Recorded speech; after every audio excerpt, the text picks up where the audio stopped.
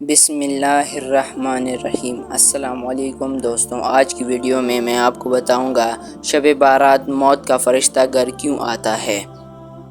شب بارات کی رات امام علی علیہ السلام عشاء کی نماز کے بعد گھر کی طرف جا رہے تھے۔ دیکھا کہ ایک شخص راستے پر رضائی اڑ کر سو رہا تھا۔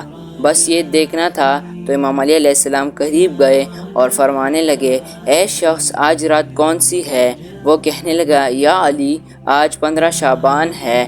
بات جب یہاں تک پہنچی تو امام علی علیہ السلام نے فرمایا، یہ رات بیداری کی رات ہے۔ میں نے اللہ کے رسول سے سنا ہے کہ اس رات اللہ آسمانوں کے فرشتوں کو حکم دیتا ہے کہ جاؤ زمین کی طرف، اور وہ فرشتے حضرت میکائیل اور حضرت عزرائیل کے پیچھے ہوتے ہیں۔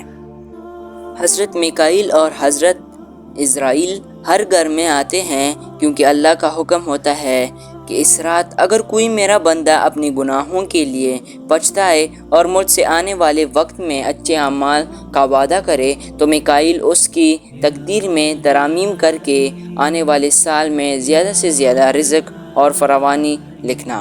اور اللہ کا عزرائیل علیہ السلام کے لیے حکم ہوتا ہے کہ اے عزرائیل، ہر گھر جا اور دیکھ، آنے والے سال میں جس گھر میں جو مرنے والا ہے اسے بتا کر بیدار ہو کے اپنے اللہ کی عبادت کر، کیونکہ باقی اس کی زندگی میں اتنی سانسیں اور دھڑکنیں موجود ہیں۔ اگر کوئی میرا بندہ اس رات اپنی زندگی میری عبادت کے لیے مجھ سے مہلت مانگے تو اس کی زندگی میں فراوانی لکھنا، اور اگر وہ آنے والی زندگی میں مصیبتوں اور بیماریوں سے نجات مانگے تو اس کی آنے والی زندگی سے ہر مصیبت کو ختم کر دینا۔